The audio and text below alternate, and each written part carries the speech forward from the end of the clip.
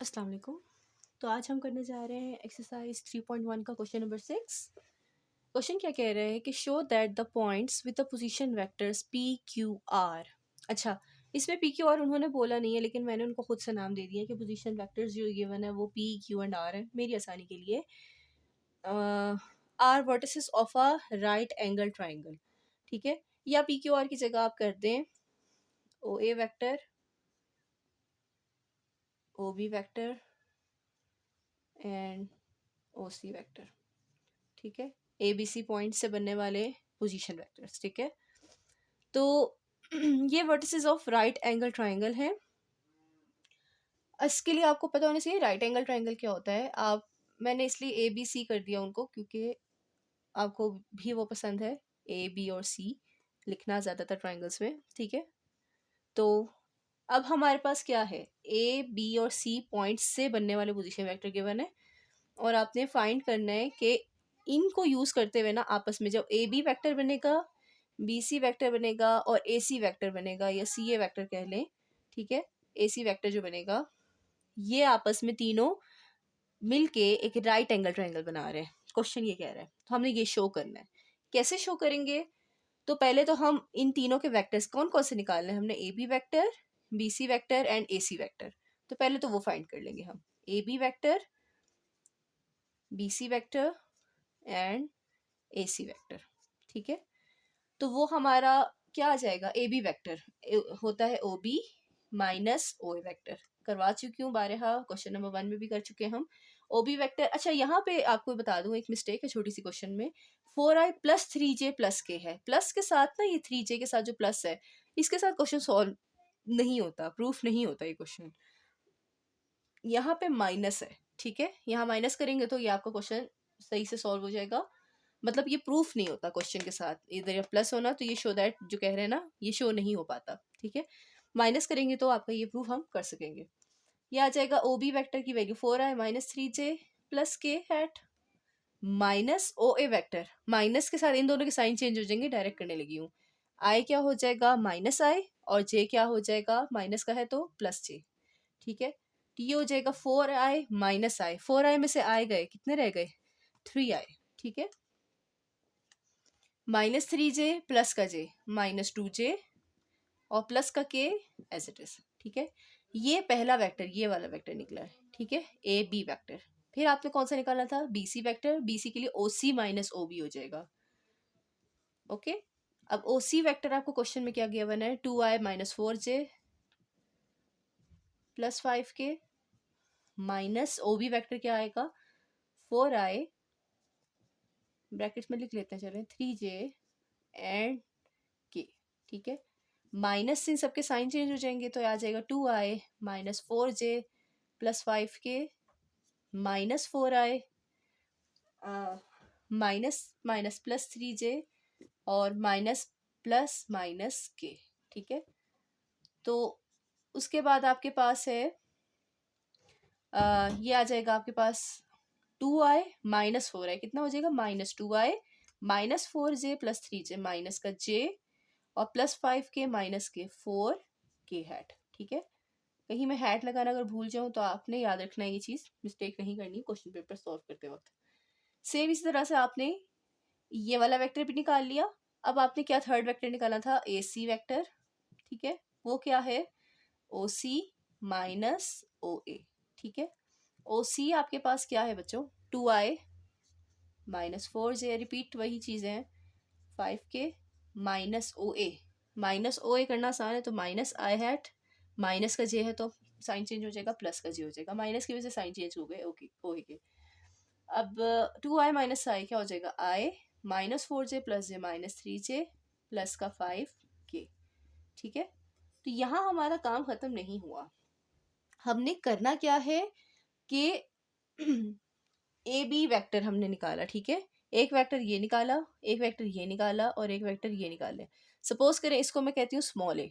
ठीक है, एक ये स्मॉल ए वेक्टर निकाला, स्मॉल बी वेक्टर निकाला और स्मॉल सी वेक्टर निकाला। आप इसको नाम दे भी सकते हैं। ठीक है, small A, small B vector and small C vector भी कह सकते हैं अपनी आसानी के लिए। ठीक है, लेकिन मेंशन कर दीजिएगा we are taking A B is equals to A BC vector is equals to B and AC vector equals to C। मैं क्यों बता रही हूँ ये small a small b small c में, क्योंकि आपको एक चीज़ पता है जो कहलाती है पाइथागोरस थ्योरम, ठीक है, पाइथागोरियन थ्योरम। उसके मुताबिक राइट एंगल ट्राइंगल में क्या शर्त होती है कि सी स्क्वायर बराबर होता है ए स्क्वायर प्लस बी स्क्वायर के, है ना। लेकिन क्योंकि ये वेक्टर है तो इनके ऊपर आप वेक्टर साइन लिख देंगे, ठीक है। अगर मैं ये कंडीशन प्रूव कर देती हूँ कि सी का जो स्क्वायर है वो ए स्क्वायर और बी स्क्वायर के, सॉरी, अब यहाँ वेक्टर नहीं लिखेंगे, यहाँ पे अब आपको सी ए और बी ही चाहिए, लेकिन वो आप इन वेक्टर्स को इस्तेमाल करते हुए इनका मैग्नीट्यूड जब निकालेंगे ना तो वो सी के बराबर, इसका मैग्नीट्यूड निकालेंगे तो वो ए के बराबर, और इसका मैग्नीट्यूड निकालेंगे, वेक्टर का मैग्नीट्यूड निकालेंगे तो खाली मतलब बी आ जाएगा, ठीक है। तो आपको यहाँ क्या चाहिए, सी ए और बी चाहिए, वेक्टर फॉर्म में नहीं चाहिए, ठीक है। सो हम लोग पहले तो इनकी वैल्यूज निकाल लें। ए वेक्टर का मैग्नीट्यूड ए के बराबर होता है, ठीक है। सो हम वही करने लगे। ए आपका क्या आ जाएगा, ए वेक्टर आपका ये था 3i, मैं इसको हाईलाइट कर देती हूँ आप लोगों के लिए। एक ये था, एक ये था और एक ये था, ठीक है। 3 का स्क्वायर -2 प्लस ऑफ -2 का स्क्वायर, कंपोनेंट्स का स्क्वायर हो जाता है, के साथ क्या है 1 इसका स्क्वायर और इनका होल अंडर रूट, ठीक है। 3 स्क्वायर 9, 2 स्क्वायर 4, 1 स्क्वायर 1, ठीक है। ये आ जाएगा 14 स्क्वायर रूट, क्लियर। इसी तरह से आपने बी वेक्टर का मैग्नीट्यूड निकालना है, तो बी आपका आ जाएगा बी वेक्टर का मैग्नीट्यूड के बराबर। तो बी की वैल्यू क्या आ जाएगी, ए बी सी की वैल्यू हमें मैग्नीट्यूड में चाहिए, ठीक है, लेंथ चाहिए। फिर हम उसको इसमें फॉर्मूले में पुट करके देखेंगे। तो अगर आपकी ये कंडीशन सेटिस्फाई हो जाए, इसको कंडीशन मेन कंडीशन है, कंडीशन 1 कह लें, तो आपका क्वेश्चन प्रूफ हो जाएगा, ठीक है। अब आपके पास क्या है, बी, बी आपका निकलेगा -2 का स्क्वायर, -1 का स्क्वायर और 4 का स्क्वायर, ठीक है, और होल अंडर रूट। 2 स्क्वायर क्या होता है 4, -1 square 1, 4 square 16 whole under root. तो ये आ जाएगा 16 and 4 20, 21 whole under root, B आ गया, ठीक है। इसी तरह से आपने सी निकाल लेना है। सी क्या आ जाएगा आपके पास 1 स्क्वायर -3 स्क्वायर एंड 5 स्क्वायर, ठीक है, इसका होल अंडर रूट। ये आ जाएगा 1 9 एंड 25, ये आ जाएगा 26 + 9 हो जाएगा 35, आई होप सो। तो ये आ जाएगा आपका सी वेक्टर। यहाँ तक आई होप कोई क्वेश्चन नहीं होगा आपका। तो हम लास्ट पे अब हमने क्या करना है, जस्ट थोड़ा सा रह गया है। ये क्वेश्चन थोड़ा सा लेंथी इसलिए पड़ा है, इसका एक शॉर्ट तरीका भी है, लेकिन हमने चूंकि वो टॉपिक नहीं पढ़ा, वो थोड़ा सा एडवांस टॉपिक है इसका, स्केलर एंड वेक्टर प्रोडक्ट का। तो जब हम वो पढ़ेंगे वो इस तरीके से भी ये आराम से सॉल्व हो सकता है। सो हमने ए बी एंड सी की वैल्यू वापस इक्वेशन नंबर 1 में पुट करनी है, ठीक है। तो मैं यहाँ कर दूँ या चले, put A B and C in equation number 1। Equation 1 में हम इनकी वैल्यूज को क्या करेंगे, पुट करेंगे। तो आपकी इक्वेशन 1 क्या कह रही है कि सी का स्क्वायर ए स्क्वायर और बी स्क्वायर के सम के बराबर आना चाहिए, ठीक है।